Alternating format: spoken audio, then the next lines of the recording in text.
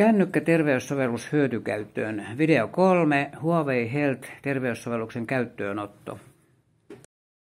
Minun kännykässäni, joka on Honor eli Huawein systeemi, tämä sovellus löytyy Healthin alta. Kun sitä klikataan, se aukeaa, klikataan liikettä tai kuvaa tuossa. Sen jälkeen ajastin antaa 3 sekuntia aikaa ja nyt se lähtee juoksemaan eteenpäin. Siellä juoksee aikaa.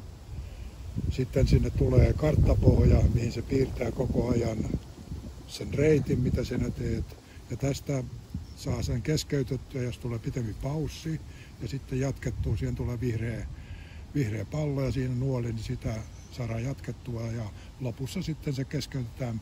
Ja sen saa näkyviin koko reitin sinne joko ihan tämmöisenä katukarttana tai sitten maastokarttana halutessaan.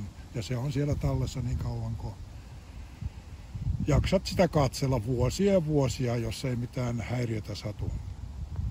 Tässä nyt äsken näkyy se alkupiste ja nyt me ollaan tässä. Nyt kun tämä on tämmöinen demosysteemi, niin matka on tullut vain 1,4 kilometriä, aikaa on mennyt 13 minuuttia. Ja kilokalorikki, jos olet syöttänyt omat henkilökohtaiset tietos sinne, eli painon, iän, sukupuolen, niin se jollain tasolla laskee ne. Nyt tästä keskeytetään tämä homma. Ja tämän jälkeen tässä mallissa, kun tätä punaista painetaan pari sekuntia, niin se tallentaa sen.